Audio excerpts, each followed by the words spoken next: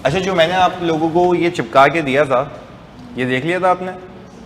ये हो गया था? ओके जी। अच्छा, आज हम शुरू कर लेते हैं रनिंग फाइनेंस फैसिलिटी। तो हेडिंग डालते हैं अपने पास जल्दी से, रनिंग फाइनेंस फैसिलिटी। अच्छा, अब कुछ फ़र्क है इसमें, वो हमें सीखना है कि आज अगर आपके पास रनिंग फाइनेंस फैसिलिटी आ जाए तो उससे अगर आपने पैसे निकालें, उसके ऊपर कोई कॉस्ट आ रही है तो वो हमें कैसे केटर करनी है। अच्छा, अब इसको समझने के लिए ना हम एक इलस्ट्रेशन बनाते हैं प्यारी सी। मैंने कहा मुझे एक बात बताओ, मैं गया बैंक ए के पास, मैंने इस बैंक ए को कहा कि भाई मुझे चाहिए 5 लाख रुपए। उसने मुझसे छूटते ही ये पूछा, ये 5 लाख रुपए किसके लिए चाहिए? मैंने कहा भाई ये 5 लाख रुपए मुझे चाहिए एसेट की कंस्ट्रक्शन के लिए, इसके लिए चाहिए, एसेट के लिए। तो वो कह रहा है अच्छा, अब ये पैसे स्पेसिफिकली पूरे के पूरे एसेट के लिए ले रहे हैं, सही है? अच्छा भाई, मैंने कहा जी बिल्कुल पूरा का पूरा पैसा मैं किसके लिए ले रहा हूँ?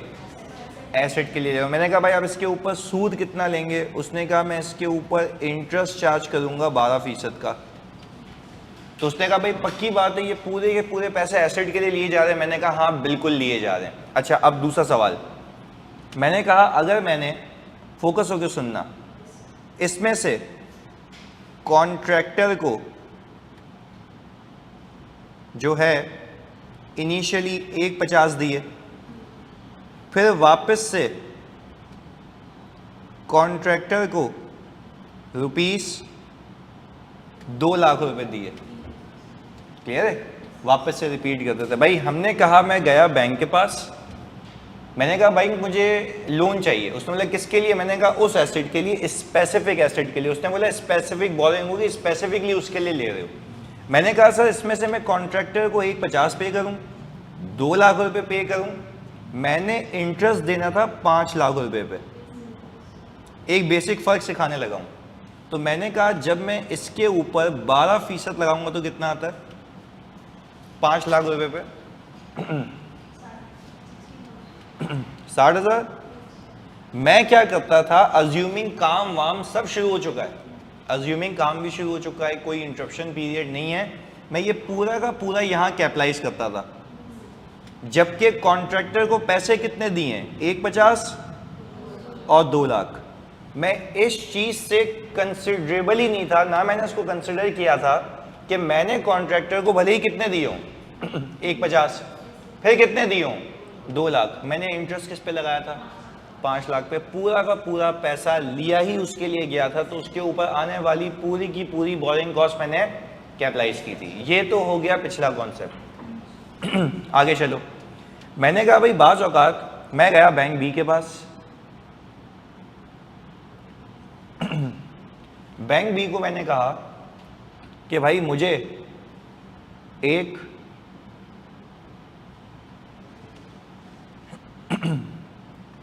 रनिंग फाइनेंस की लिमिट चाहिए। उसने कहा रनिंग फाइनेंस की लिमिट चाहिए मतलब? मैंने कहा अभी बताते हैं।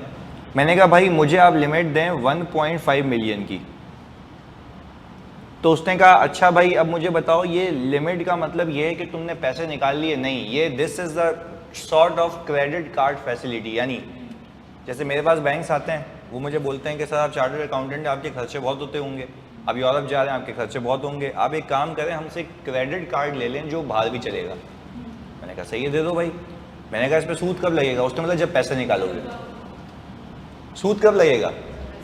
जब पैसे निकालोगे। यानी बात समझिएगा, कहने का मतलब ये है कि 1.5 मिलियन की ये एक लिमिट है, इसमें से पैसा अभी निकाला नहीं है। अच्छा, तो इसके लिए उसने बोला किस किस चीज़ के लिए पैसे निकालोगे? मैंने कहा भाई हो सकता है कि मैं शॉपिंग करूं। बिल्कुल हो सकता है। अच्छा, हो सकता है कि मैं इससे इलेक्ट्रिसिटी का बिल पे करूं। हो सकता है कि इसमें से कुछ पैसे मैं पीपीई पे लगाऊं।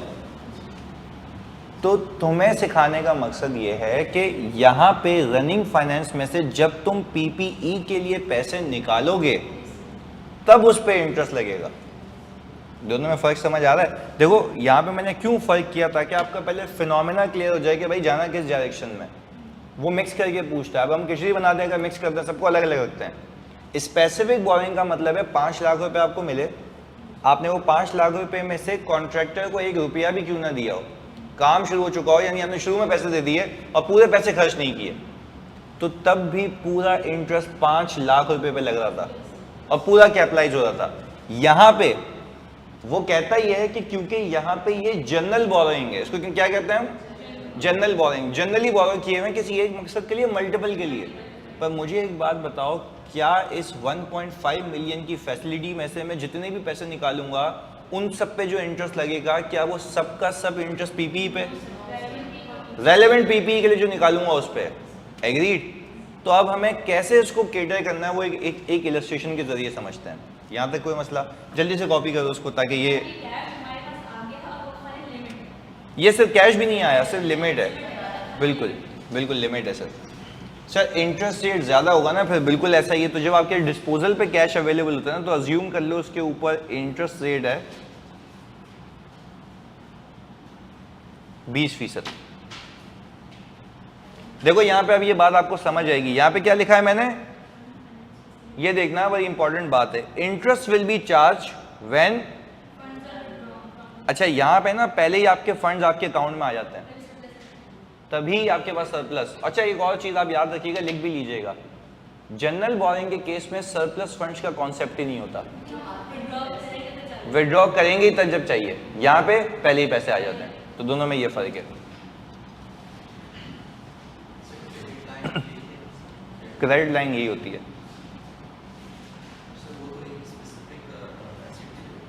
नहीं, किसने कहा? क्रेडिट लाइंस का मतलब ये है कि आज अगर मैं किसी मतलब 10,000 कंपनी को ऑडिट करता हूँ तो उसके बाद क्रेडिट लाइंस अवेलेबल होती हैं, वो अपने सप्लायर को पैसे पे कर रहे होते हैं, इन्वेंट्री के लिए निकाल रहे होते हैं, फाइनेंस कर रहे हैं ना। There is no concept of surplus in case of general borrowing.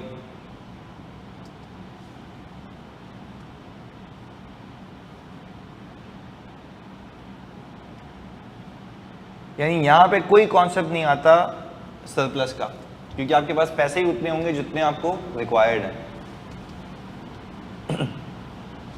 अच्छा आप में से कोई बच्चा कहे कि सर मैं यहाँ से पैसे निकाल लूँ और इन्वेस्ट कर दूँ, कोई बेवकूफ़ी होगा इतने महंगे पैसे निकाल के और 5% कमाने के लिए और बिला वजह 15% बैंक को दे रहा होगा। वहाँ पे तो खैर मजबूरी होती है कि आपको डे 1 पे ही पैसे मिल जाते हैं।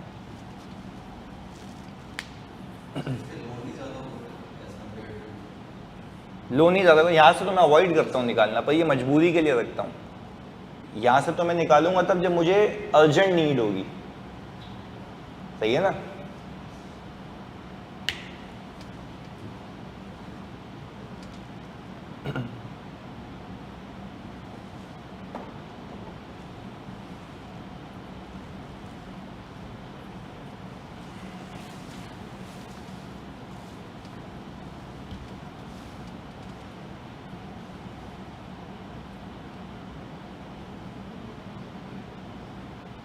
सही है सीप।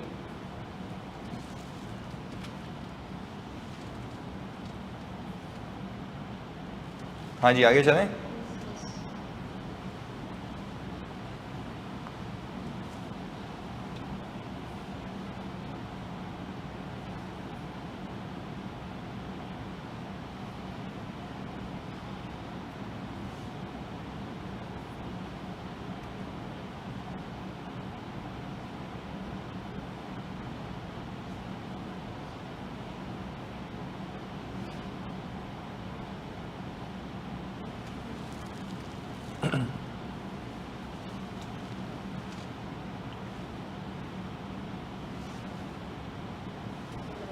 हो गया? चलें अब मैं आपको सिखाता हूँ उसको हैंडल करने का तरीका, और हैंडल करने के तरीके से पहले मैं आपको सोचना सिखाता हूँ। आप सबसे पहले ये देख लो कि आपको स्पेसिफिक लोन पे कितने पैसे देने हैं। वापस से आप सबसे पहले क्या देखेंगे, स्पेसिफिक बोरिंग पे कितने पैसे देने हैं। अच्छा मैं आपको एक बात कह रहा हूँ, नहीं समझ आए तो अभी हाथ क्या पूछें, क्योंकि दिमाग में होना लाजमी है बिफोर वी सॉल्व दिस। मुझे एक बात बताओ, आपको पैसे की नीड कब आई?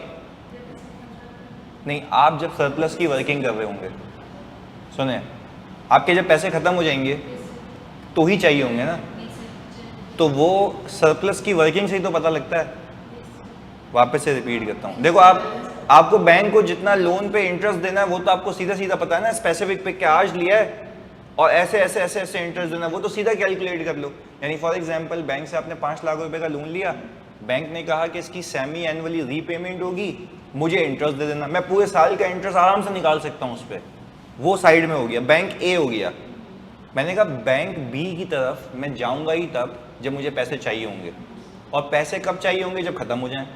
तो खत्म हो जाए कौन सी वर्किंग में पता लगेगा, सरप्लस की वर्किंग में। तो अभी भी स्ट्रेटजी वही है, तो आपने इधर उधर नहीं भागना। आप सिर्फ बोले भाई पहले हिसाब किताब कर लो नॉर्मल बैंक का, उसके बाद सरप्लस की वर्किंग बनाओ, देखो कि कब पैसे रिक्वायर्ड थे। यानी एक वक्त ऐसा आएगा कि जब कॉन्ट्रैक्टर पैसे मांग रहा होगा और वहां पे पैसे नहीं दिख रहे होंगे, तो वहां पे आपका ओवरड्राफ्ट जनरेट होगा।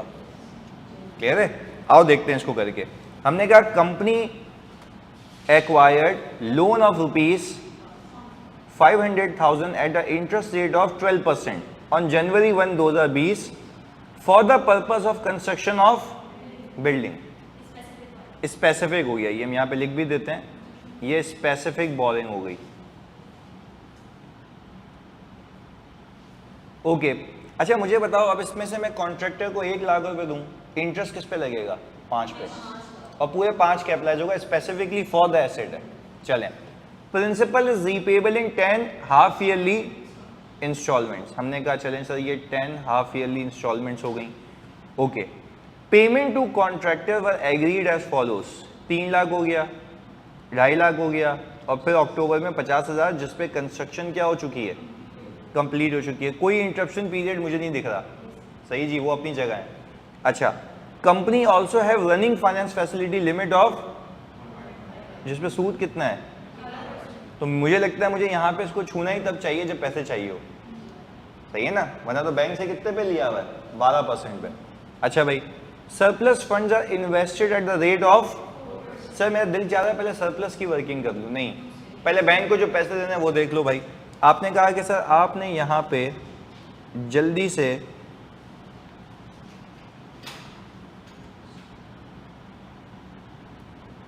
स्पेसिफिक बोरिंग की वर्किंग करनी है। अच्छा, स्पेसिफिक बोरिंग में आपने जो लोन अमाउंट उठाया है वो कितना है, 5 लाख। इस पे 12% लगेगा 6 महीने, ये आ गया 30,000। आपने फिर इसमें से लेस कर दिए,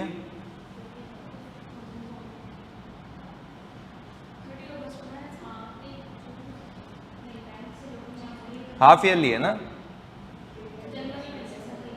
सही है ना, जनवरी में लोन लिया है तो हाफ ईयर तो 30 जून हो जाएगा ना। हम तो देखें कॉन्ट्रैक्टर को सोच ही नहीं, हम बोल रहे बैंक का हिसाब किताब कर लो पहले, सही है, बैंक की कैलकुलेशन है। हमने कहा ये आ गया 30 जून पे। अच्छा भाई, ये आ गया आपके पास 50,000, ये कितना बच गया, 450 है ना, और इसके ऊपर फिर 6 महीने, ये आ गया 27,000। Total interest to be paid to bank कितना है, 57,000। सर आपने कहा भाई बैंक को जो हम लोन का इंटरेस्ट देंगे स्पेसिफिक के लिए, वो हमने कहा कि सर इंटरेस्ट पेएबल क्रेडिट 57,000 से, और अब हम देख लेते हैं कि इसमें से कैपिटलाइज कितना करना है। अच्छा भाई, हम गए सवाल में, हमने देखा भाई पेमेंट टू कॉन्ट्रैक्टर शुरू हुई है मार्च में, तो अजम्पशन है कि काम भी यहीं शुरू हुआ होगा क्योंकि लिखा हुआ नहीं है। अच्छा भाई, तो हमने कहा जनवरी और फरवरी 2 महीने कहाँ जाएंगे, पीएनएल में, तो आप 2 महीने बताते हैं इसके कितने आते हैं। 57,000 डिवाइड बाई 12 इंटू 2, 90। 100 और 10 मंथ्स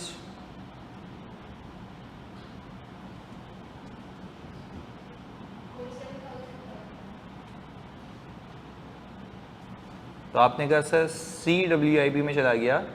अच्छा, पर एक और मसला है ना, आप पूरे 10 महीने नहीं कर सकते, आपने एसेट कंप्लीट भी कर लिया। ये देखो ना, ये भी तो तफरीक है ना इसमें। तो आप कहेंगे मार्च, अप्रैल, मई, जून, जुलाई, अगस्त, सितंबर, 7 महीने। तो यहाँ पे आप कर देंगे 5 महीने, ऐसा ही है। तो 5 और 7 का ब्रेकअप बता दें।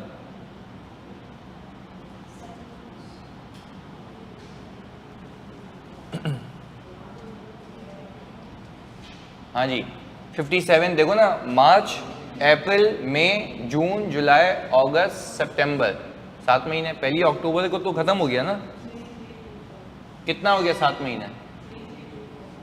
7 मंथ्स का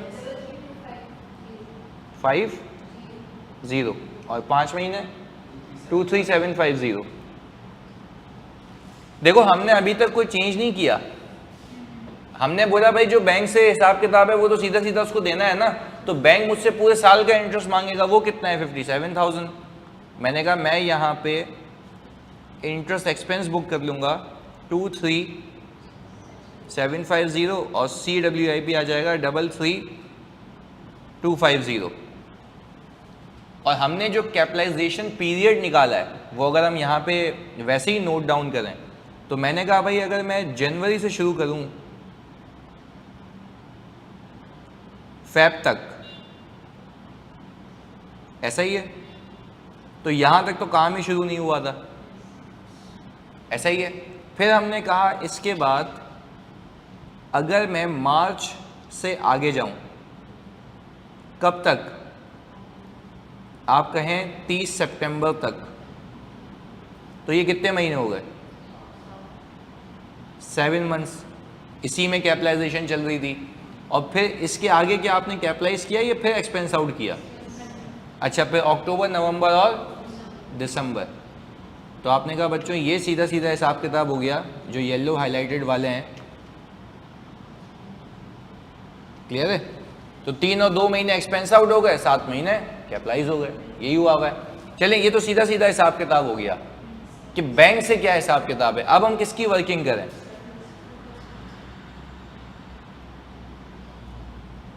सरप्लस फंड्स वर्किंग।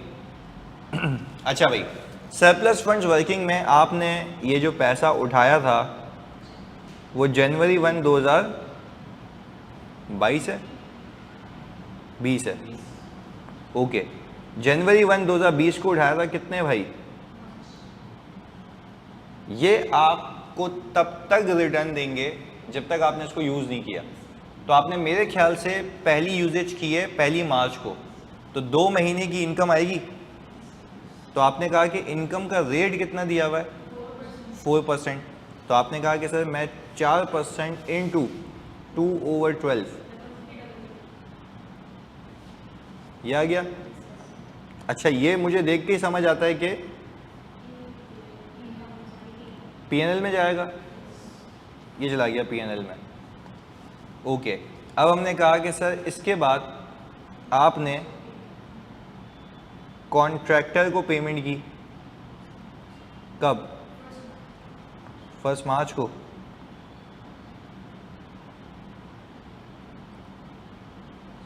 और वो 1 मार्च को पेमेंट कितने की? 3 लाख रुपए।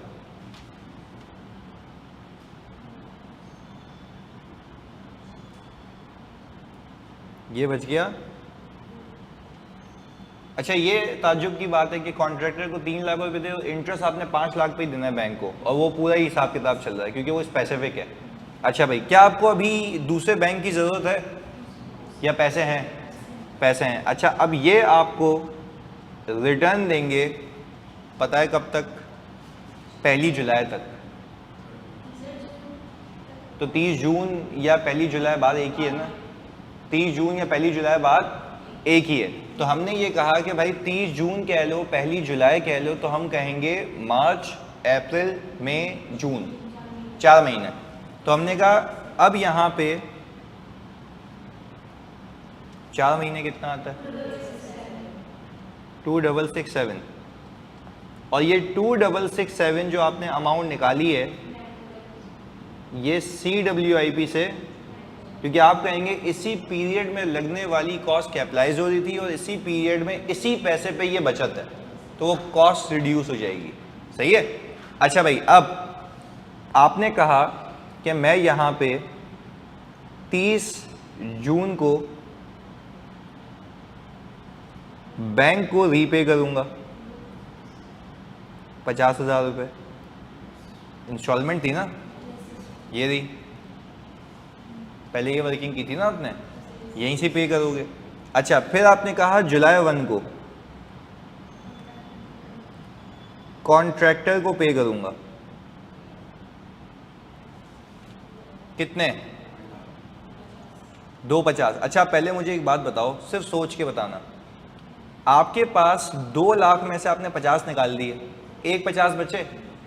अब एक 50 के सरप्लस में से आपको कितने पैसे देने हैं 250। तो मुझे बताओ, मैं यहाँ पे सिर्फ लिख देता हूँ सीधा सीधा 250। तो आप मुझे बताते हैं कि बाकी फाइनेंसिंग आपने कहाँ से की।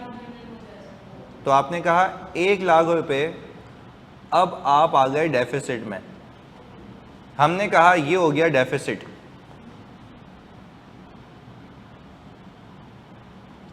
सही है। और ये कौन सी बोरिंग हो गई, जनरल बोरिंग, पर ये शुरू हो रही है जुलाई। एग्री। देखो भाई, हमने कहा हम यहाँ पे 2 लाख रुपए का सरप्लस लेके चल रहे थे मार्च से लेके जून 30 तक मैंने इंटरेस्ट बुक किया, इनकम जून 30 तक इसलिए बुक किया क्योंकि मुझे ये 50,000 रुपये किसको देने थे, बैंक को, वो स्पेसिफिक बोरिंग के लिए। हमने वो माइनस कर दिए। इन दोनों का डिफरेंस अगर मैं लूं, इन दोनों का डिफरेंस, तो आपके पैसे कितने बचते हैं 150 आपके पास बचते हैं। अब इस 150 के बैलेंस को आप यूज करेंगे तो आपको कॉन्ट्रैक्टर को 150 देने हैं या 2.5 लाख देने हैं, ये रहे 2.5 लाख रुपए। तो मैंने कहा चलो 150 तो मैं अपने पैसे यूज कर लूंगा, बाकी किससे लूं,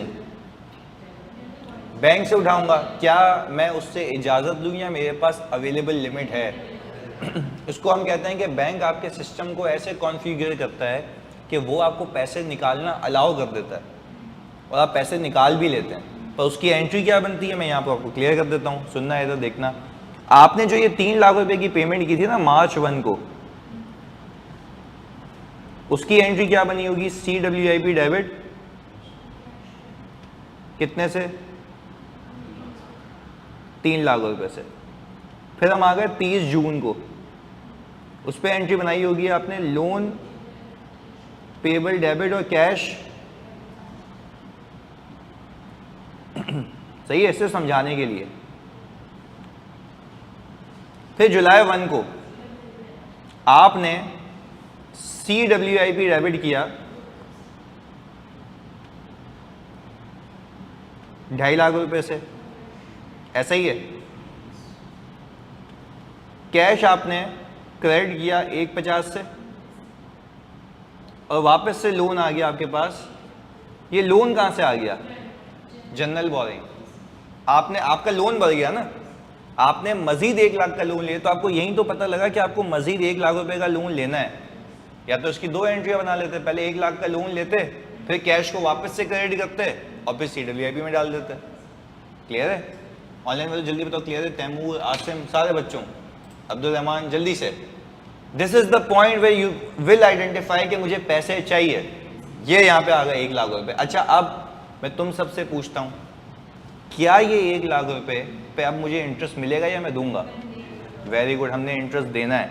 तो मुझे एक बात बताएं, मैं इसके ऊपर जो है 18%, माशाल्लाह भाई 18% का इंटरेस्ट लगाऊं, क्योंकि फिर अच्छा अब एक बात है, हाँ, अब मैं डेफिसिट में हूँ, ये डेफिसिट और डेफिसिट में तब्दील हो जाएगा जब मैं और पैसे निकालूंगा। तो आप मुझे बताओ मैं और पैसे कब निकाल रहा हूँ, 1 अक्टूबर को। सुनना मेरी बात। तो मैंने क्या कहा भाई, 18% लगाया जुलाई, अगस्त, सितंबर, तो मैंने कहा 3 महीने, जुलाई, अगस्त, सितंबर, तो 1 अक्टूबर को हो रहा है ना, 3 महीने हुए ना, 4,500। ओके, ये जो मेरे पास इंटरेस्ट एक्सपेंस है, वेरी गुड, ये कैपिटलाइज होगा। कैपिटलाइज क्यों होगा? पीपीई के लिए लिया था, पर आपके पास तो लिमिट ज़्यादा थी, आपने इसमें जितने निकाले हैं बस उतने। क्लियर है? चलें जी, अब मैंने कहा कि इसके बाद मेरे पास अक्टूबर 1, 2020 पे, ये तुम लोगों ने बताना है मुझे, अक्टूबर 1, 2020 पे और कितने पैसे निकाले, तो ये बैलेंस डिक्रीज होगा और मज़ीद इंक्रीज हो जाएगा। अब आपके पास लोन हो गया 150 का। अच्छा, आपको मज़े की बात बताऊं, आपने जो रनिंग फाइनेंस की फैसिलिटी ली हुई है ना, उस पर बाकी पैसे भी आप निकाल रहे होंगे, यहाँ पे आपने एसेट के अलग कर लिए। क्लियर है? चलें, अब मुझे बताएं इसके ऊपर 18% 3 महीने, क्योंकि मैंने रीपेमेंट तो नहीं की खैर, पर मैं 3 महीने का सिर्फ इंटरेस्ट निकाल रहा हूँ समझाने के लिए, कितना आ रहा है। पर देखो कंप्लीट हो गया, कंप्लीट हो गया, पर क्या बैंक मुझसे ये बोलेगा कि तेरा एसेट कंप्लीट, तो मुझे सूद नहीं दो आगे, वो पीएनएल में जाएगा। तो मैंने कहा ये इंटरेस्ट एक्सपेंस तो होगा, बट ये कहाँ जाएगा? पीएनएल में। एग्रीड? चलें, ये साल हो गया खत्म। आज मैं आपसे पूछूं कि आपकी टोटल कॉस्ट ऑफ पीपी या प्लांट कितनी है ना, प्लांट हमने कंस्ट्रक्ट किया है, बिल्डिंग, सही है जी, हम यहां पे लिख लेते हैं टोटल कॉस्ट ऑफ बिल्डिंग। अच्छा, टोटल कॉस्ट ऑफ बिल्डिंग के अंदर आप सबसे पहले आ जाएं पेमेंट टू कॉन्ट्रैक्टर्स। अच्छा, एक एक करके यहां पे लिख लेते हैं। आपने 3, 2.5 और 50 दिए हैं, आपने कहा 3 लाख, 2.5 लाख और 50,000, कितना होता है ये? 6 लाख रुपए। तो यार आपने बैंक से तो 5 लिए थे, हमने वो भी तो लिए ना, जनरल बोरिंग भी तो की है ना, तो वो भी तो यूज हो रही है ना। चलें, ये तो हो गए सीधे सीधे लगे हुए पैसे, ये तो हाँ रनिंग फाइनेंस बिल्कुल ऐसा ही है, ये तो हो गए सीधे सीधे लगे हुए पैसे। अब मुझे एक बात बताओ, सीधे सीधे लगे हुए पैसे के साथ साथ क्या मैं इसमें बोरिंग कॉस्ट कैपिटलाइज करूं? वेरी गुड, पहले तो हम कर लेते हैं स्पेसिफिक, हमें अलग से ही पता है, वो आ रही है आपके पास 33,250 33,250। मैंने कहा सर ये हो गया, फिर आपने कहा कि भाई यहाँ पे आपका इंटरेस्ट इनकम जो नेट हो रही है वो हमने निकाली हुई है। अच्छा, वो मेरे ख्याल से हमने सिर्फ जो निकाली हुई है वो एक ये 2,667,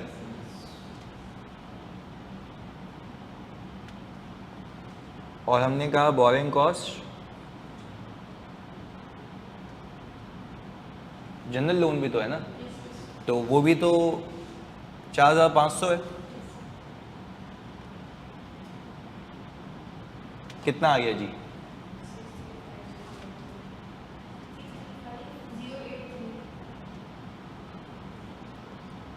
भाई इतने का पड़ गया ये एसेट रनिंग फाइनेंस की कॉस्ट को मिलाने के बाद। देखो वो तो सीधा हिसाब किताब है, जो एसेट पे लगना है वो तो लगना है, उसके ऊपर की ये कहानी है। क्लियरिटी है? मतलब मुश्किल तो नहीं है ना रनिंग फाइनेंस, सीधा सीधा हिसाब किताब है। कॉपी करें इसको, या ये आप कॉपी कर लेंगे, मैं आपको सवाल दे दूं, वो अच्छा रहेगा। ये लें, अप्लाई कर लें, कर लोगे ना भाई ऑनलाइन में, तो जल्दी बता दो। कॉपी करे तो मैं दे दूंगा आपको।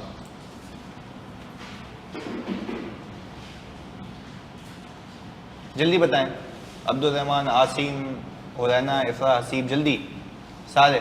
क्लियर है? कॉपी हो जाएगा, अप्लाई कर लें।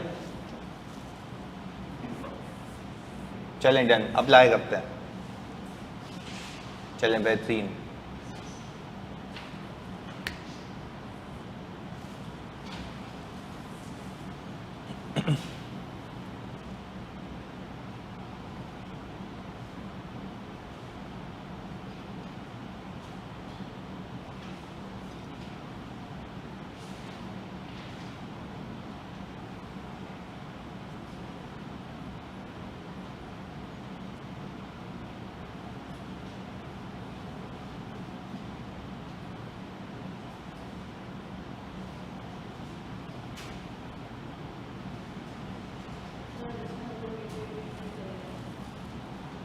Principal is repayable in 5 half yearly instalment, 5 लिखा हुआ है ना, हाफ ईयरली।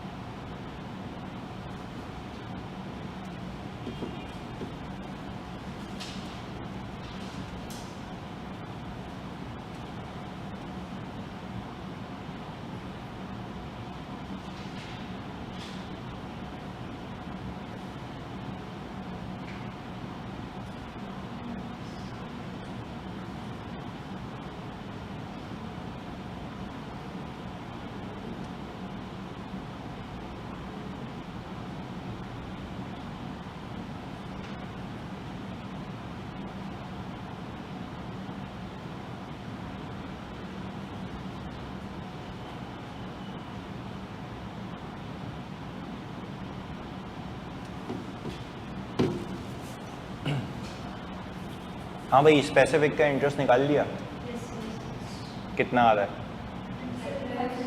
27,500। ये कैपिटलाइज वाला है या पूरा है? ये कैपिटलाइज वाला है। अच्छा, अलग अलग आ रहा है आपका।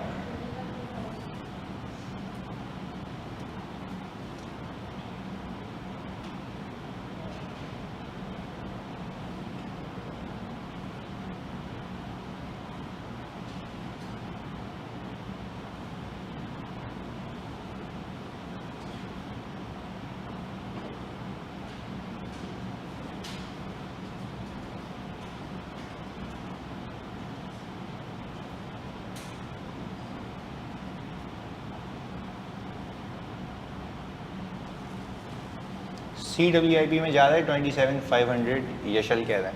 ओके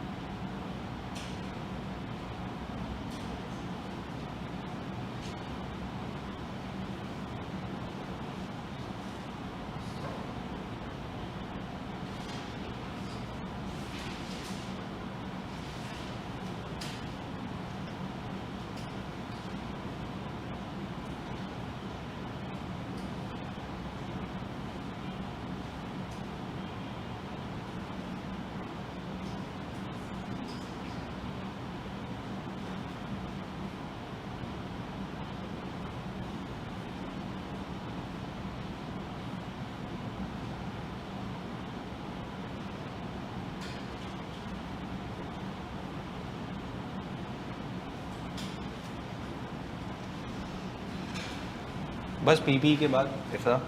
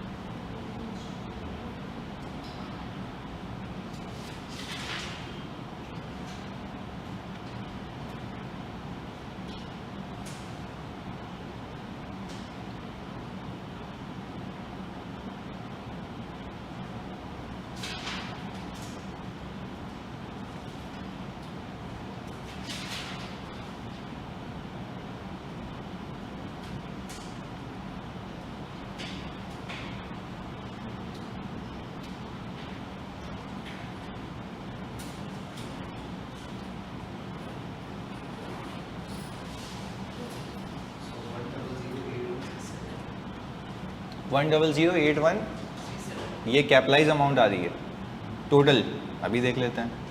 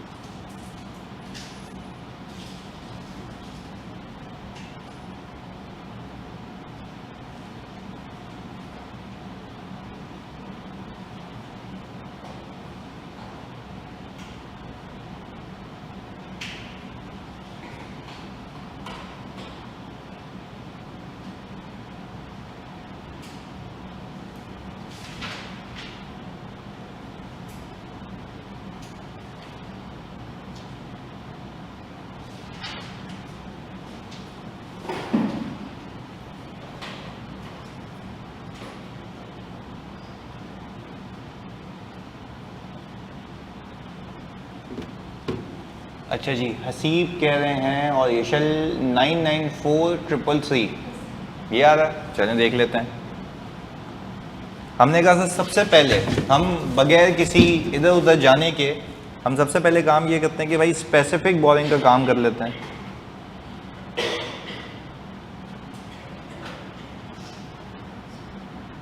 हमने कहा कि सर जल्दी से मुझे बताएं स्पेसिफिक बोरिंग की रीपेमेंट्स भी हैं।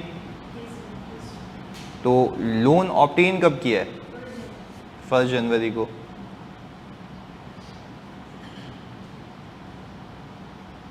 और अमाउंट कितनी है?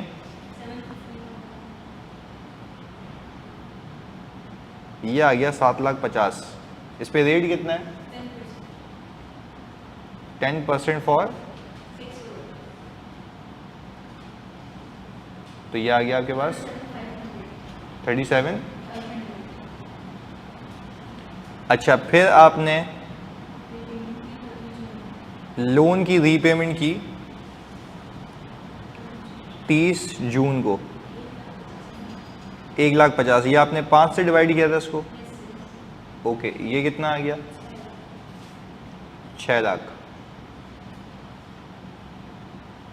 10% इंटू 6/12, 30,000। अच्छा भाई, ये 30,000 आपके पास मिला के हो गया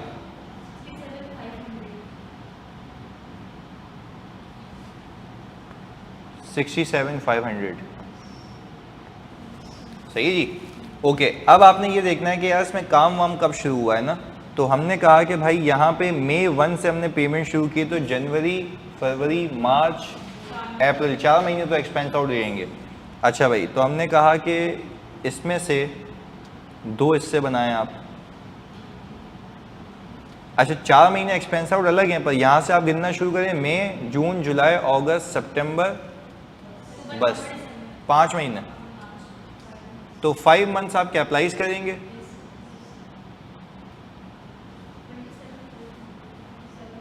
वो आप कह रहे हैं 27,500 और 7 मंथ्स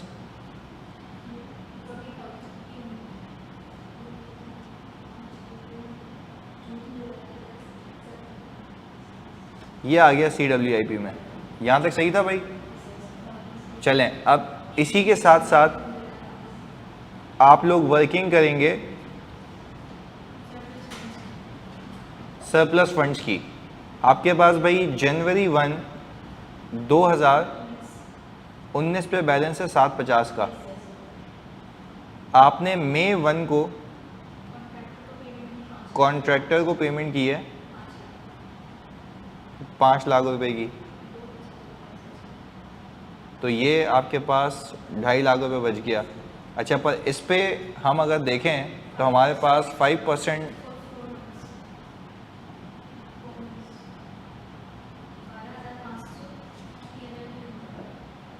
ये चला गया PNL में, क्योंकि अभी तक हमारी कंडीशंस मीट नहीं हुई।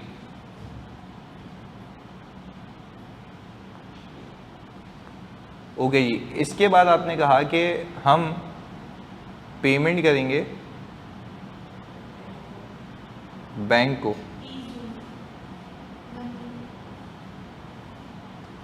और वो 1,50 है।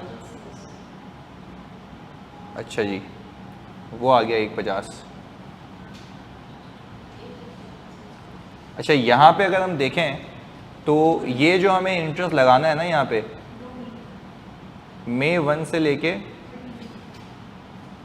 30 जून, तो 5% फॉर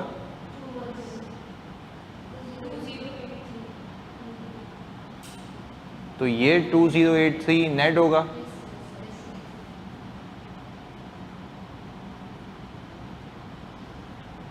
ये हिसाब किताब हो गया। चलें जी, अब हमने कहा कि इसके बाद जब ये माइनस हो गया तो हम 30 जून पे बैलेंस दिखा रहे हैं 1 लाख रुपए का। अब हम गए यहाँ पे, हमने देखा यार जुलाई 31 को पेमेंट हो रही है, मतलब 1 महीना, तो हमने यहाँ पे 5% फॉर 1 मंथ, ये भी नेट होगा।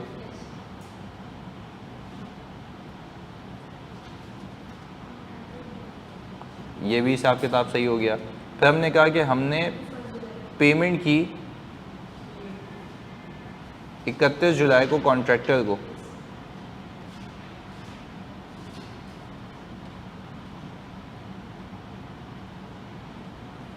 और 350, तो ये तो पैसे ही नहीं है। तो सर आप कह रहे हैं कि 280 आपने ओवरड्राफ्ट उठा लिया। अच्छा, अब इस पे सूद ज़्यादा होगा माशाल्लाह भाई, 20% अगली पेमेंट तक। तो आपने कहा कि अगस्त और सितंबर 2 महीने 9,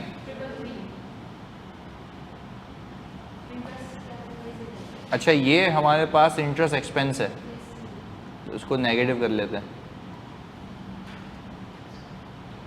कैपिटलाइज होगा, बाकी मैं पीएनएल वाला नहीं निकाल रहा। फिर सर 30 जून को लोन की रीपेमेंट नहीं होगी, हो गई ना फरीद? ये क्या है, 150 की तो है हमने, सही है। चलें, अगर हम कॉस्ट निकालना चाहते हैं पीपीई की, तो हमने कहा सबसे पहले आप यहाँ पे रखें पेमेंट टू कॉन्ट्रैक्टर। कौन सा वाला? ये वाला। एडी अगर मैं यहाँ से माइनस भी कर लूँ, लेट से यहाँ पे कर भी लेता हूँ, पेमेंट टू कॉन्ट्रैक्टर अगर मैं यहाँ से 80,000 माइनस कर लूँ तो ये कितना हो गया?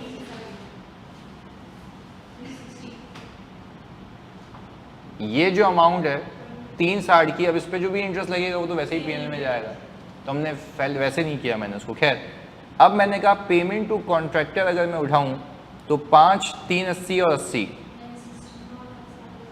960 हो गया। अच्छा, आपने कहा स्पेसिफिक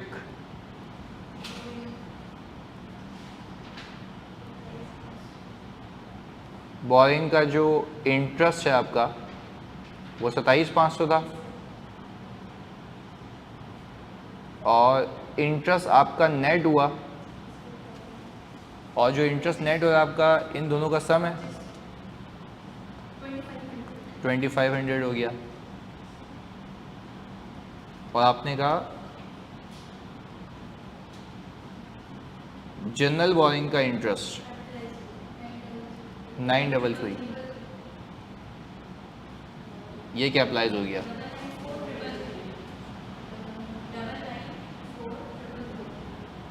यही है।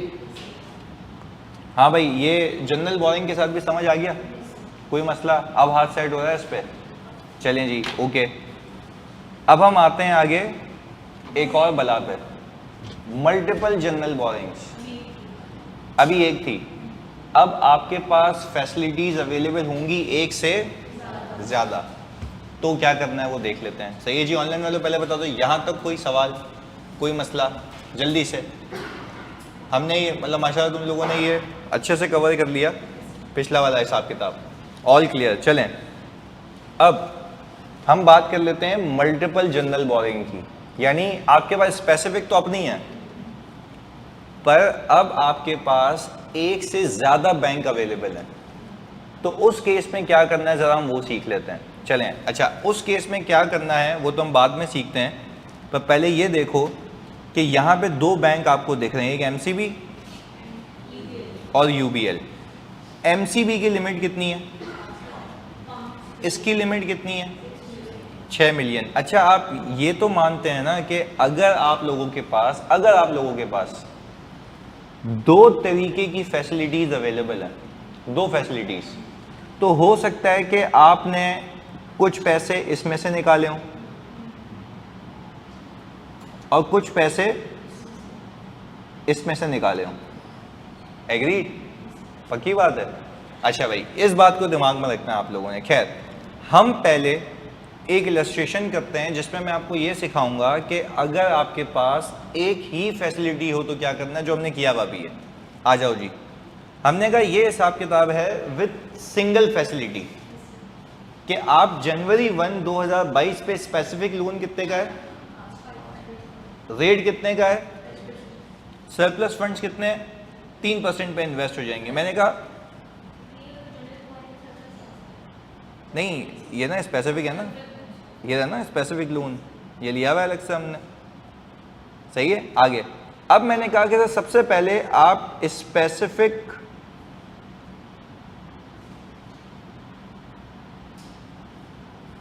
बोरिंग का हिसाब करें।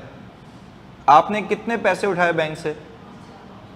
5 लाख रुपए। 5 लाख रुपए पे आप सूद देंगे 10% फॉर 12 मंथ्स। सीधा सीधा हिसाब किताब कह रहा हूं मैं, तो ये आ गया 50,000। सही है। यहां पे देखिए मैंने कॉन्ट्रैक्टर को पेमेंट भी 1 जनवरी को कर दी है, तो अभी तक अज्यूम करो कि एसेट कंप्लीट नहीं हुआ। अगेन रिपीट कर रहा हूँ, दो फैसिलिटी सीख रहे हैं, पहले रिकैप दे रहा हूँ इसी केस में ताकि एक फैसिलिटी को केटर करें, फिर उसी में दूसरी डाल देंगे आगे। फिर मैंने कहा कि सर ये तो हिसाब किताब हो गया, ये क्या हो जाएगा, इसमें एक जीरो ज़्यादा लग गया है, सही है ना, 50,000। अब हमने कहा हम किसकी वर्किंग करेंगे, सरप्लस फंड्स की वर्किंग करेंगे सर। सरप्लस फंड्स की वर्किंग में आपके पास जनवरी 1 2022 पे 5 लाख रुपए अवेलेबल है। कॉन्ट्रैक्टर की पहली पेमेंट है जनवरी को ही, यही है ना, और वो कितनी है, 3 लाख रुपए। ये आपके पास बच गया। अच्छा, ये 2 लाख रुपए पे आपको इंटरेस्ट मिलेगा जनवरी फरवरी, बस 2 महीने, और ये आ गया 3%, कितना आ रहा है, 1000।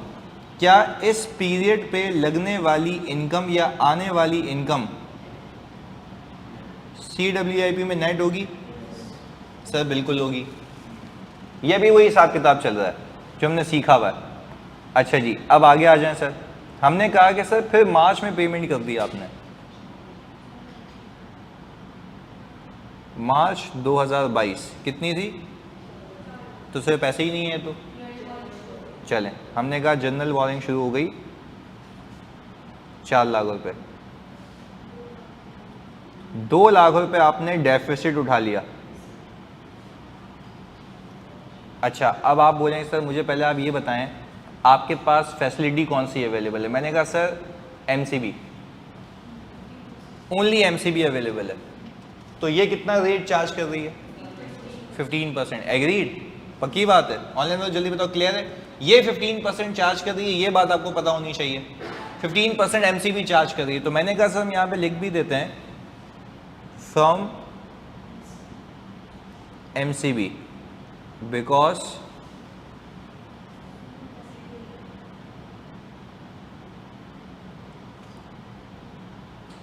अवेलेबल वही है। वरना आप कहना सर आप ये उठाए ना 12% वाली, मैंने कहा अवेलेबल वही है भाई, मजबूरी है, ये उठा लिया। खैर 15% दूंगा, क्लियर है? अच्छा, 15% जब मैं दूंगा तो मुझे ये बताओ कि कितने महीनों के लिए। सर देखिए अगली पेमेंट तो अगले साल है, तो क्या दिसंबर तक इसको खींच के ले जाऊं? पक्का एसेट कंप्लीट भी नहीं हुआ। तो हमने ये कहा कि सर अब यहाँ पे अगर पहली मार्च की बात हो रही है, यानी मार्च 1 की बात हो रही है, तो मार्च, अप्रैल, मई, जून, जुलाई, अगस्त, सितंबर, अक्टूबर, नवंबर, दिसंबर, 10 महीने, 25,000। तो आप कह रहे हैं सर इसको हम रखते हैं नेगेटिव, और इसके ऊपर हम कहते हैं कि ये इंटरेस्ट होगा कैपिटलाइज।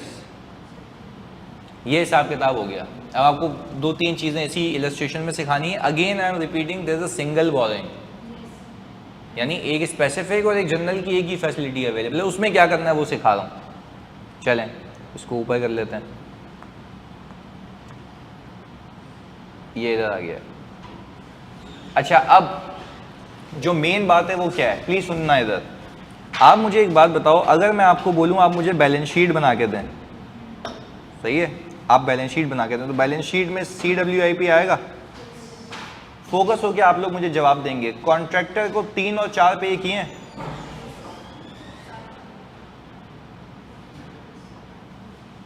एग्रीड, प्लस आपने यहां पे 50 पूरा कैपिटलाइज होना है। देखो इसमें कोई कंफ्यूजन हो हाथ क्या रोक देना, ये हमने किया हुआ है, मैं इसलिए साथ के साथ चला रहा हूं।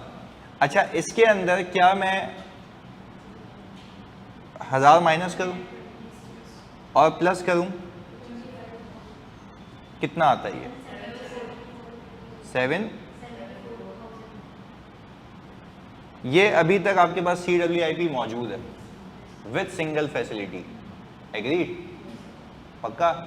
एग्जामिनर आपको कहेगा सवाल देके, और मैं आपको अभी देखो कहता हूं कि आप पास पेपर कैसे करके दिखाते हो, देखना। अभी एग्जामिनर आपको कहेगा कि आप मुझे बैलेंस शीट एक्सट्रैक्ट बना के देंगे, बैलेंस शीट में CWIP कितने पे आएगा, आ जाएगा। अब कहानी सुनिए एग्जामिनर करता क्या गेम। एग्जामिनर बोलेगा बैलेंस शीट में आपके पास लोन भी तो आएगा,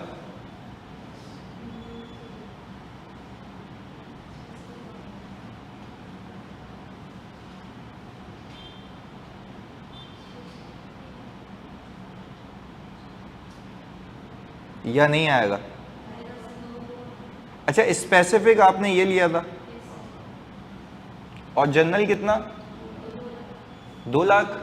यहां फंस गए, यही सिखाना था। देखो स्पेसिफिक तो 5 लाख है, नहीं तो जानबूझ के मैंने पूछा ताकि कंफ्यूज करूं। यहां पे जनरल के लिए मैं सवाल में गया, आप इसको भूल जाए, ये यूबीएल को भूल जाए, हम इस पे फोकस करते हैं। अब एक ही आ गया ना स्क्रीन पे, ये देख लें आप सिर्फ, और जूम कर लिया हमने। हम सिर्फ किसकी बात कर रहे हैं? एमसीबी की। अवेलेबल भी यही थी। देखो यहां पे लिखा हुआ है 3 चीजें, आउटस्टैंडिंग बैलेंस और एवरेज आउटस्टैंडिंग बैलेंस। मैं पहले फर्क सिखाऊंगा आपको। क्या लिखा हुआ है? आउटस्टैंडिंग बैलेंस और एवरेज आउटस्टैंडिंग बैलेंस। हमें इसमें फर्क सीखना है, अभी वो सिखाता हूं आपको। वो ये कह रहा है कि आपके पास 31 दिसंबर 2022 पे इतने का लोन आउटस्टैंडिंग है। आपने तो 2 लाख रुपए निकाले, भाई बाकी चीजों के लिए भी निकाले होंगे, इलेक्ट्रिसिटी का बिल, सप्लायर की पेमेंट, वो सब लायबिलिटी है। तो क्या बैलेंस शीट आप सिर्फ पीपी के रिलेटेड के लिए बनाते हैं, सबके लिए? तो अगर वो डेटा अवेलेबल है तो आप बताएंगे। तो अभी सिखा रहा हूँ मैं एवरेज, उसमें फर्क तो अभी सिखाना है मैंने। पर पहले बताओ आउटस्टैंडिंग बैलेंस का मतलब समझ आ रहा है? कि आउटस्टैंडिंग बैलेंस का मतलब ये है कि ये वो वाली अमाउंट है जो असल में लोन कंपनी ने एक्चुअल में लिया हुआ है। एग्रीड? चलें, हमने कहा आए सर, तो मुझे आप एक बात बताएं सर, ये तो आ जाएगा सीधा सीधा बैलेंस शीट में।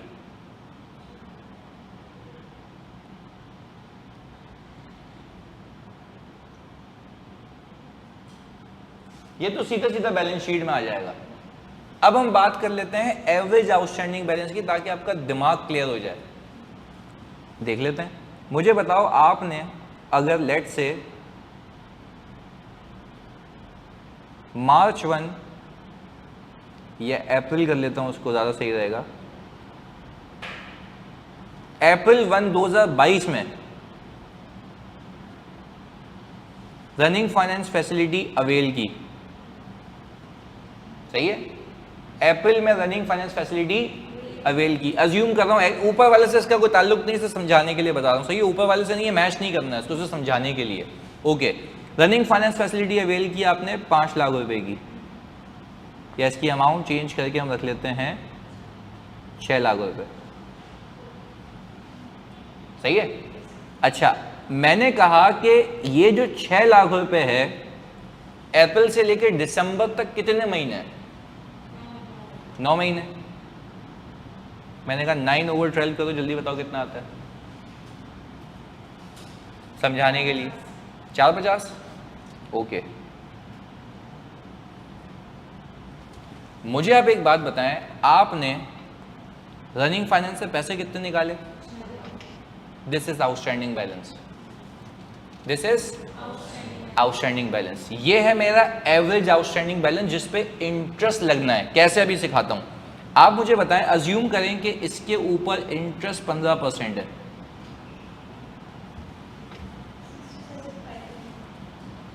$67,500 ये आ रहा है। हम कैसे करते हैं? हमने जो सीखा हुआ है, सर 6 लाख रुपए का आपने लोन लिया, इस पे 15% का सूद लगाया, 9 महीने,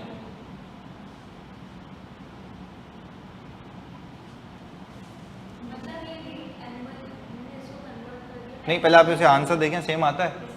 सेम आता है? हाँ जी, ऑनलाइन वालों भी बताओ, तो जल्दी बताओ सेम आता है पहले, फिर मैं अभी और प्रूफ करूंगा इसको। जल्दी से, सेम आता है जल्दी से सारे बच्चों? वेरी गुड, सेम आता है, बेहतरीन है, सेम आ रहा है, बिल्कुल समझ आ रही है बात। अच्छा, अब मुझे एक बात बताएं, जब ये आंसर सेम आ रहा है तो मैं आपको सिखाना ये चाह रहा हूँ, एवरेज आउटस्टैंडिंग बैलेंस का मतलब होता है कि वो टाइम अपोर्शन हुआ हुआ होता है। टाइम मोशन का मतलब है कि भाई जो 9 महीने का सूद लगना चाहिए वो बैलेंस है, सही है? यानी हम ये कह रहे हैं लोन लेना अलग बात है, उस पर सूद आना। तो आज के बाद मैं आपसे पूछूं, लोन पे इंटरेस्ट तो देते हो, पर वो इंटरेस्ट जो लग रहा होता है ना, वो एवरेज बैलेंस पे लग रहा होता है, जो टाइम के हिसाब से होता है। अब अगर मैं ऊपर जाऊं और मैं आपको सिर्फ कहूं कि एवरेज आउटस्टैंडिंग बैलेंस दिया हुआ है ना, उस पर 15% लगाओ,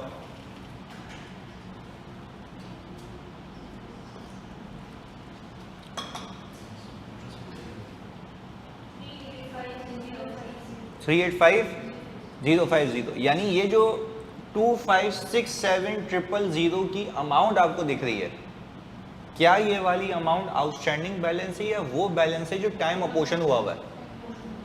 उस पे सिर्फ रेट चिपका दो, आपको मजीद टाइम अपोर्शन करने की नीड नहीं है। या तो फिर आप ये करते कि आप देखते कि लोन कब लिया गया था, उस पर इंटरेस्ट कितने महीनों का लगता, इसमें महीनों का इम्पैक्ट ऑलरेडी शामिल है, आप सिर्फ रेट चिपका दें। यस, टाइम अपोर्शन की ऑलरेडी टाइम अपोर्शन हुआ हुआ है, बैलेंस टाइम अपोर्शन हुआ हुआ है, आप सिर्फ रेट चिपका दो। बिल्कुल, पहले बताओ दोनों में फर्क क्लियर है? ऑनलाइन वालों जल्दी बताओ तो फर्क क्लियर है जल्दी से, बिल्कुल क्लैरिटी के साथ, कि ये हमारा जो 6 लाख रुपए है ना, ये आउटस्टैंडिंग बैलेंस है।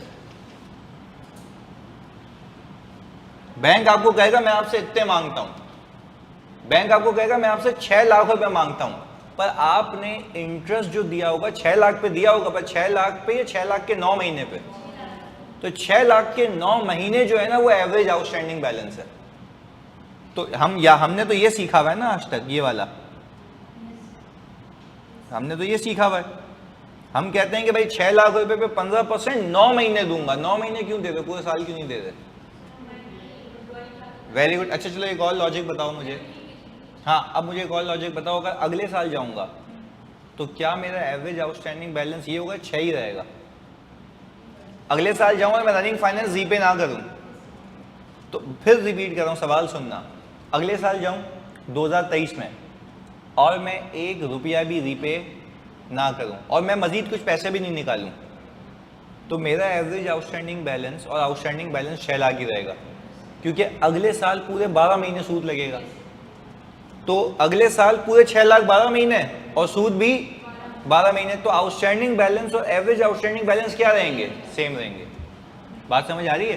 तो एवरेज आउटस्टैंडिंग बैलेंस का मतलब ये है कि इसमें टाइम अपोर्शनमेंट का फैक्टर शामिल है जिस पे इंटरेस्ट लगना चाहिए। या तो आप यूं कर लें कि आप देखें, सोचें कि भाई लोन कब लिया गया होगा, फिर उसके ऊपर इंटरेस्ट लगाएंगे, उतने महीनों का लगाएंगे, वो बोलेगा भाई एवरेज आउटस्टैंडिंग बैलेंस का मतलब है ये अमाउंट एलिजिबल फॉर इंटरेस्ट है, इस पर इंटरेस्ट लगाओ, पैसे दे दो। क्लियर है? मैंने आपको प्रूफ भी करके दिखा दिया यहाँ पे। अब क्लियर है? जल्दी बताओ अब्दुल रहमान, तैमूर, जल्दी से आसिम, सारे बच्चों, ये फर्क क्लियर है?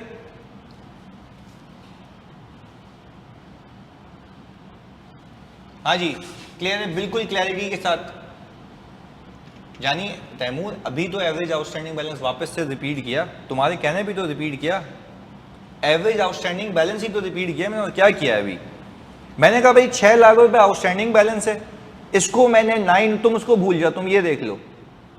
मैंने कहा तुमने इंटरेस्ट आज तक ऐसे निकाला है कि 6 लाख रुपए पे 15% दूंगा 9 महीने के लिए, क्योंकि लोन कब लिया है? अप्रैल में, तो उस पर इंटरेस्ट कितना आता है? 67,500। आगे इंटरेस्ट, ये कितने महीनों का इंटरेस्ट है? 9 महीनों का इंटरेस्ट है। मैंने कहा आप इसको यूं भी कर सकते हैं ना, कि आपको एग्जामिनर अगर ये कहे कि वो आपको बैलेंस ही दे दे जो कि 9 महीने से एवरेज हुआ हुआ, तो उसके ऊपर सिर्फ रेट लगा देना। तो देखो हमने क्या किया, हमने 6 लाख रुपए जो लोन लिया गया था उसको हमने 9 मंथ्स पे अपोर्शन कर दिया, तो वो बैलेंस आया या आउटस्टैंडिंग बैलेंस आ गया, या एवरेज आउटस्टैंडिंग बैलेंस? एवरेज, यानी ये वो अमाउंट है जिस पे आपने इंटरेस्ट लगाना है, जिसमें मंथ्स की वेटेज शामिल है। तो क्या हम ये कह सकते हैं कि एवरेज आउटस्टैंडिंग बैलेंस के अंदर मंथ्स की वेटेज शामिल होती है, उस पर सिर्फ इंटरेस्ट लगाना होता है। अच्छा, अगर मैं वापस से इंटरेस्ट लगा के 9/12 करूं तो 2 बार हो जाएगा। अगर मैं तुमसे पूछूं, अगर मैं इंटरेस्ट लगाऊं, रेट लगाऊं एवरेज आउटस्टैंडिंग बैलेंस पे और फिर 9/12 करूं, क्योंकि आपके मंथ्स की वेटेज ऑलरेडी शामिल है। क्लियर है? तैमूर क्लियर हो गया? Okay good. अब मुझे बताओ भाईजान आगे, ये तो हो गया हिसाब किताब। ये अब हम बना रहे हैं बैलेंस शीट और पीएनएल। आप मुझे बताएं बैलेंस शीट में कितना लोन दिखाऊं? कितना? 3.5। भाई ऑनलाइन में लो, आप बताओ, ये लोग कह रहे हैं 3.5, जल्दी बताओ। हाँ जी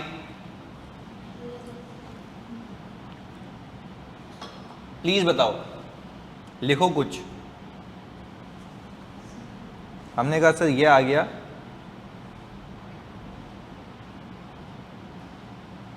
तो आपने ये 2 लाख रुपए क्यों नहीं लिखा? पूरे के लिए, तो पूरी फाइनेंसिंग का तो बताया हुआ है ना उसने। चलें एक और भी चीज़ मज़े की, अगर मज़ा आ जाए यहाँ पे आप लोग बता दें मुझे। पीएनएल बना है?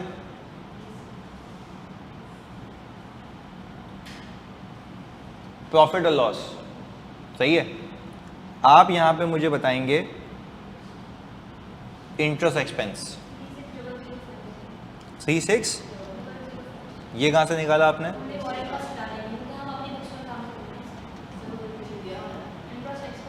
ये वाला दिया हुआ है। अच्छा तो आपने क्या किया, सुनिएगा 385 क्या था, 385050, ये पूरे साल का इंटरेस्ट है। एग्रीड? ये इलेक्ट्रिसिटी पे भी होगा, सप्लायर पे भी होगा, सब पे होगा। अच्छा अब मुझे एक बात बताएं, इसमें से मैंने कितना कैपिटलाइज कर लिया है? 25,000 कैपिटलाइज हो गया है। तो आपने इसलिए तो वर्किंग की थी, यानी हम कहने का मकसद ये है, ये जो 25,000 रुपये का मैंने इंटरेस्ट निकाला है ये इसमें शामिल होगा। हमने ये वर्किंग सिर्फ इसलिए की ताकि अलग कर पाएँ, क्योंकि ये तो कैपिटलाइज हो गया, देखो ये था बैलेंस शीट में। तो आपने ये कहा कि टोटल इंटरेस्ट जो आपको बैंक को देना है उसमें से इतना बैलेंस शीट में लेगा, बाकी आ जाएगा पीएनएल में। बट इसके अंदर जो है स्पेसिफिक वाला शामिल नहीं है, ये जनरल बोरिंग का है, उसको अलग से डाल देंगे। तो इसको मैं प्लस कर देता हूं यहाँ पे, वो कितना है 50,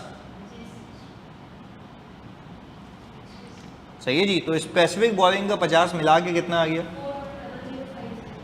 410050, ये आपके पास आ गया इंटरेस्ट एक्सपेंस। एग्रीड? पक्की बात है।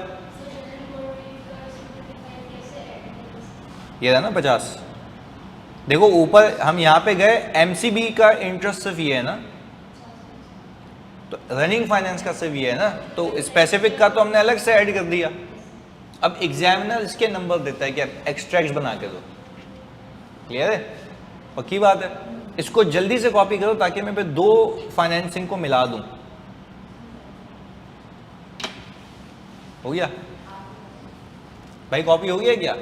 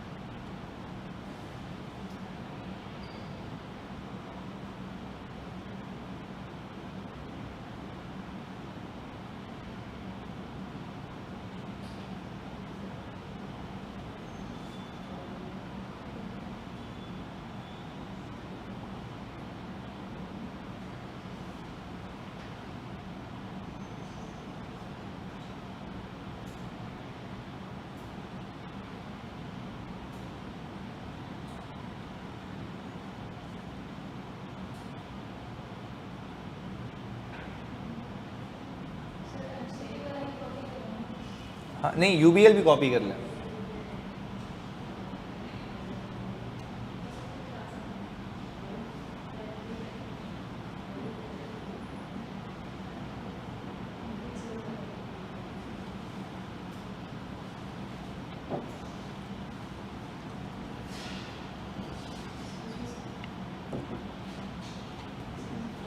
हाँ हाँ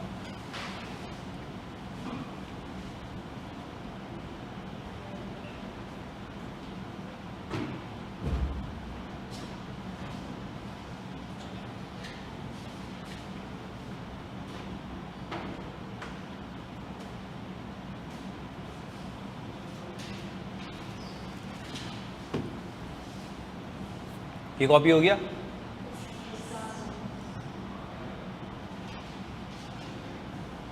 अभी हमने सिर्फ एक ही फाइनेंसिंग देखी यहाँ। अभी इसी सिनेरियो को हम इस तरीके से करेंगे कि मल्टीपल आ जाए।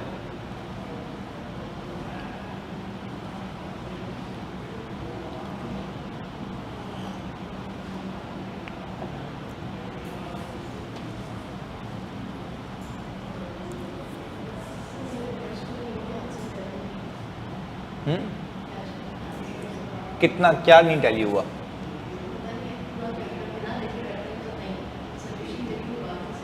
क्या मतलब पूरा गलत होता है या कुछ?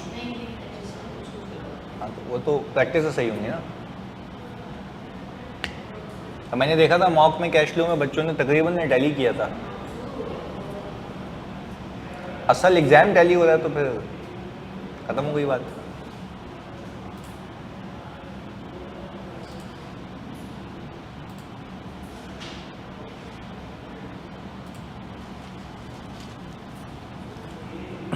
हाँ जी डन। ओके अब ये था हिसाब किताब,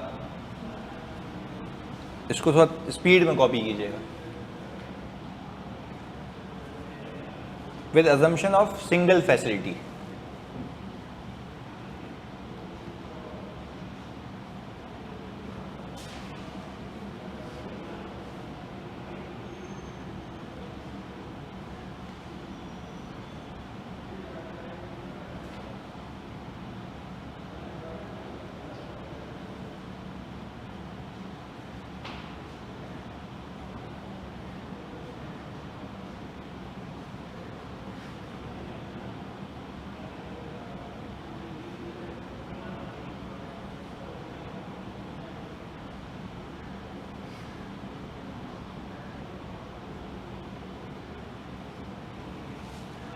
हाँ जी स्क्रॉल करूं?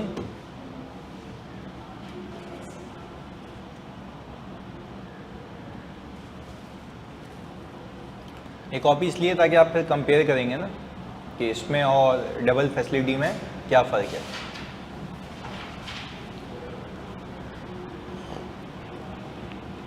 कॉपी करते हुए सिर्फ एक चीज़ बताओ, ये जो मैंने यहाँ पे 25,000 रुपये जनरल बोरिंग का इंटरेस्ट निकाला है, क्या ये जनरल बोरिंग का इंटरेस्ट जो 25,000 रुपये का है, क्या ये ऑलरेडी मुझे पता है ना कि टोटल में शामिल है? ये सिर्फ इसलिए निकाला ताकि अलग कर सकूं। बिल्कुल पीपी में कितना जाना है वो देखने के लिए। भाई ऑनलाइन वालों एग्रीड है ना ये बात कि पीपीई में कितना जाना है वो देखने के लिए मैं ये सारी कारस्तानियां कर रहा हूं। चलें ये हो गया डन।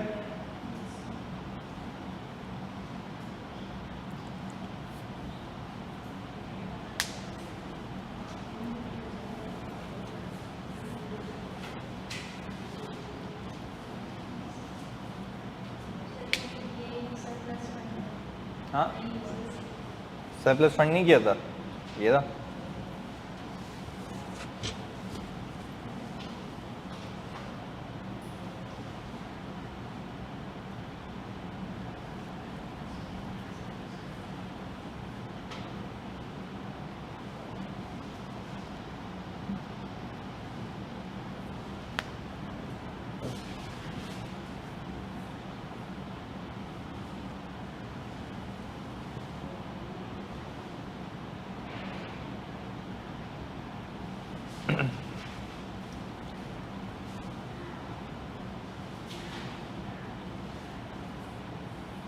आसान है ना, बोरिंग कॉस्ट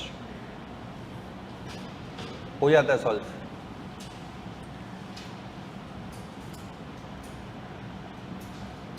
अभी इसको पीपी से जोड़ेंगे ना वापस। स्पेसिफिक 50,000 का बोरिंग का इसलिए ऐड किया क्योंकि वो तो जनरल बोरिंग के इंटरेस्ट में शामिल ही नहीं था ना। आप अगर कहते हैं कि पूरी कंपनी का इंटरेस्ट निकालना चाहते हैं, अच्छा पहले तो ये बात सही कह रही हैं, ये तो कैपिटलाइज हुआ है ना, ये हम गलत कर दिए ना। ये कितना आ रहा है जल्दी बताओ, 50 क्यों ऐड किया? वो तो कैपिटलाइज हुआ है।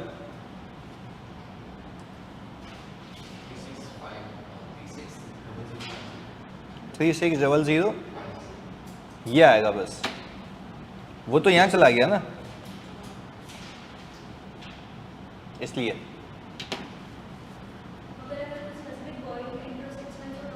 वो आता बिल्कुल बिल्कुल वो आता।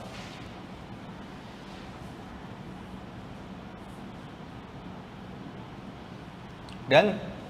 चलें अब हम देख लेते हैं कि अगर आपको एक से ज़्यादा फैसिलिटीज़ दी हुई हैं और किसी एक ही साल में दी हुई हैं तो आपने क्या करना है। अच्छा उसके लिए वो आपको कहता है कि आप एक weighted average rate of capitalisation निकालना है।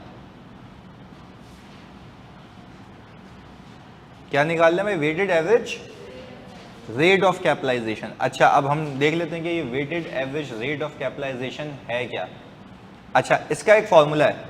फॉर्मूला ये है कि एवरेज आउटस्टैंडिंग बैलेंस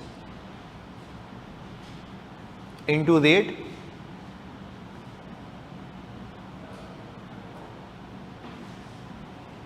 एक ये करेंगे आप,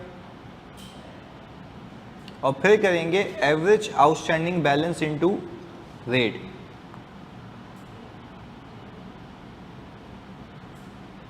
और इसको आप डिवाइड कर देंगे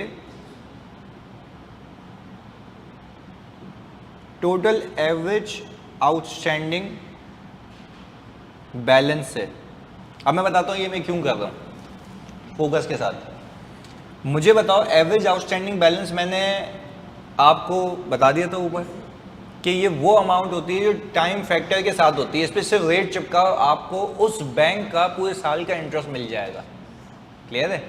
तो हमने कहा ये अगर हम देखें कि ये एक बैंक है जिसके 2567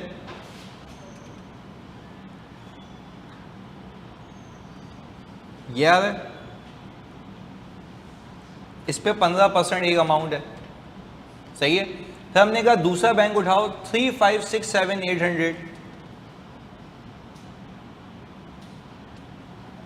उसको मल्टीप्लाई करें 12 पॉइंट, उसके रेट से करूंगा ना। क्या ये बात मानते हो कि ये जो दो मैंने हरकतें की हैं ऊपर, ये दोनों बैंक्स का इंटरेस्ट ले आएंगी, interest expense of both banks, क्योंकि वो प्लस हो रहा है। और इसको मैं डिवाइड कर दूं नीचे 2567,000 प्लस 3567,800 से। मुझे जल्दी बताओ यहां पे एक एवरेज रेट क्या आता है?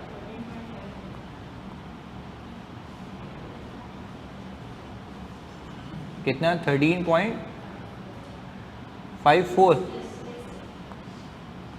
अच्छा, अब जरा मेरी बात समझिएगा, ये जो 13.54 है ना, ये दोनों बैंक्स का एवरेज है, यानी ये दोनों बैंक्स को रिप्रेजेंट कर रहा है। ये किसको रिप्रेजेंट कर रहा है? दोनों बैंक्स का एवरेज रेट। क्या लिखा हुआ है? Weighted average rate of capitalisation. अब आपको पता है स्टैंडर्ड क्या कह रहा है? सुनना, पहले बताओ यहां तक की कैलकुलेशन क्लियर है? हाँ, अभी वही बता रहा हूं। देखो हमने क्या किया, मुझे पता है कि एक बैंक का रेट 15% है, एक बैंक का रेट 12.5% है, सही है। ये दो अलग अलग रेट हैं, दोनों पे अल्लाह की कसम इंटरेस्ट ये है। अब मुझे बताओ इस इंटरेस्ट के अंदर इलेक्ट्रिसिटी के पैसे होंगे, सप्लायर के होंगे, और साथ साथ पीपी के भी होंगे। इसके अंदर भी इलेक्ट्रिसिटी के होंगे, सप्लायर के होंगे और पीपी के होंगे। आपको स्टैंडर्ड ये कह रहा है कि जब you are involve in more than one set of facilities, तो आपको पता है इंटरेस्ट तो लॉक हो चुका है, वो तो बैंक आपसे ले गई। आपने सिर्फ इस पूरे इंटरेस्ट में से वो इंटरेस्ट अलग करना है जो कैपिटलाइज होगा, बाकी सब कहां चला जाएगा? पीएनएल में। देखो ये था ना, हमने भी तो यही किया था। 38505 में से 25 को हटा दिया था, क्योंकि 25 हमने क्या किया था? कैपिटलाइज। पर 25 को जो कैपिटलाइज किया था वो 15% के हिसाब से किया था। हाँ, अब मैं पता है क्या कह रहा हूं? अब मैं कह रहा हूं कि भाई अब मेरे पास फैसिलिटीज एक से ज्यादा हैं, तो आप एक एवरेज रेट ऑफ कैपिटलाइजेशन निकालें, क्योंकि हम इस चक्कर में जाते ही नहीं है कि भाई आपने कहां से निकाले होंगे। हमने कहा कि भाई आपने पैसे निकालें, ये दोनों का रिप्रेजेंटेटिव है। अब इसमें से कुछ हिस्सा निकले, इसमें से कुछ हिस्सा निकले, कैपिटलाइजेशन तो निकल रही है ना। पर अब जब मैं डेफिसिट में आऊंगा, अभी जो सिखाता हूं मैं, अब जब मैं डेफिसिट में आऊंगा तो डेफिसिट के आते ही मैं जो रेट लगाऊंगा वो 15 लगाऊंगा या एवरेज, जो दोनों का रिप्रेजेंटेटिव होगा। अच्छा, ये क्या इससे असल इंटरेस्ट चेंज हो रहा है? करके देख लो, नहीं आएगा। देखो दोनों के रेट को प्लस करके डिवाइड करने का मकसद पता है, समझते हो क्या है? आप उसमें अमाउंट्स का वेटेज नहीं डाल रहे, दोनों में अमाउंट्स का वेट है ना, तो वेटेज है ना, वेटेड एवरेज रेट। मैंने एवरेज रेट ऑफ कैपिटलाइजेशन नहीं बोला, मैंने weighted average rate of capitalisation बोला कि दोनों की अकासी करे। अब मुझे बताओ वापस से, ये हरकत करने से क्या मेरा total interest to be paid to bank change हो जाएगा, या वो अपने हिसाब से पैसे लेगा? ये सिर्फ इसलिए कर रहा हूं कि उस पूरे इंटरेस्ट में से कैपिटलाइजेशन का इंटरेस्ट अलग कर दूं। अच्छा आप क्यों एवरेज ले रहे हो, पहले क्यों एक लिया था? एक फैसिलिटी थी, अब कितनी फैसिलिटीज हैं? दो। क्या दोनों का रिप्रेजेंटेटिव होना चाहिए? सर बिल्कुल होना चाहिए।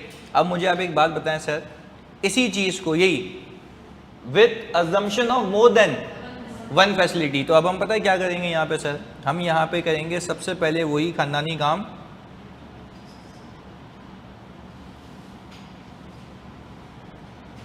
Specific boring. मुझे बताओ अगर आप लोगों को मसला तो नहीं होगा मैं यहीं से कॉपी कर लूँ, ये आ गया हिसाब किताब, क्योंकि ये अभी सिखा दिया ना मैंने।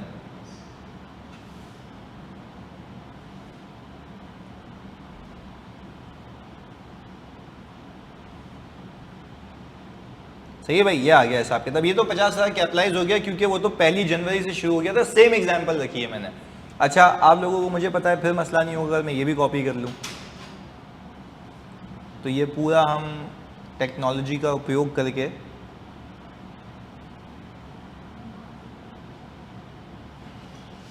ये उठा लिया हमने, ऐसा ही है। यहाँ पे एक चीज़ चेंज होगी,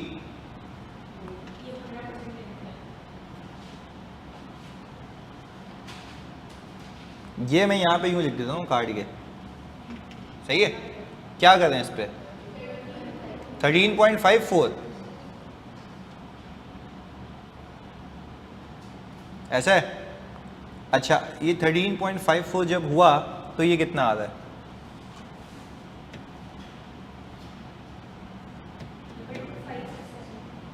22,567 22,567 ओके 22,567 ओके। ये क्या किया हमने इंटरेस्ट, तो यार इसमें और इसमें फ़र्क क्यों आ गया? दो बैंक्स की रिप्रेजेंटेशन है यहाँ पे, दोनों में से कुछ कुछ निकला है, और वो इसलिए निकला है क्योंकि एक का रेट भी तो कम है ना, तो वो इवन आउट हो गया है। क्लियर है? ओके तो हमने कहा फ्रॉम क्या लिखें यहाँ पे,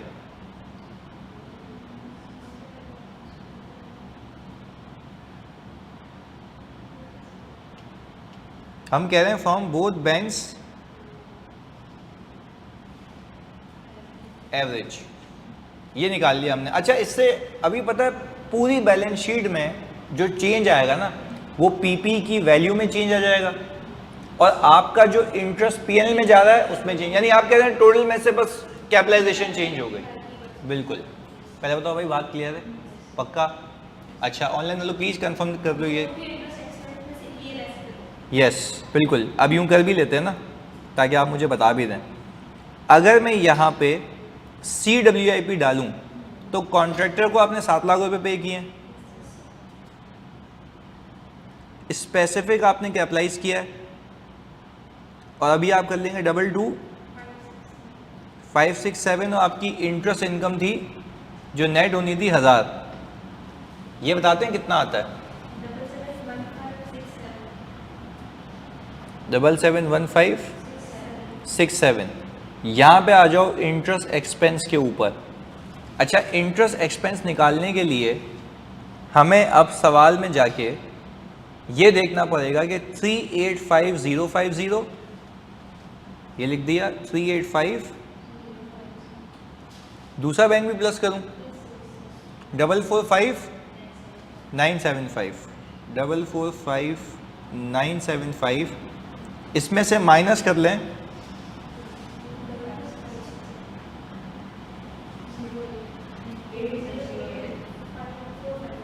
808, यही आ रहा है। तो सर आपने पिछले केस में एक बैंक को क्यों उठाया था? एक ही फैसिलिटी थी, अब कितनी है? हैंडल हो जाएगा, पक्की बात है। अब मैं खाली आपको एक चीज़ दिखाता हूँ, ये देखो ये आया हुआ सवाल, सही है। देख के तो खौफ आता है। अच्छा मैं आपको मज़े की बात भी बता देता हूँ, ये जो आ रहा है ना आपके पास कि फैक्ट्री बिल्डिंग है 1 मार्च को आया हुआ है, ये पूरे पीपी के सवाल की एक एडजस्टमेंट है। ये एडजस्टमेंट है पीपी के सवाल की। देखो this was the reason behind कि मैंने आपको यहाँ पे, देखो अगर मुझे मतलब ओवरली सिंप्लीफाई करना हो ना तो मैं बेवकूफ़ बना दूँ ना, तो मैंने आपको एक रियलिटी चेक दिया है कि पूरे पीपी के सवाल का एक हिस्सा है, ये एडिशन में आएगा।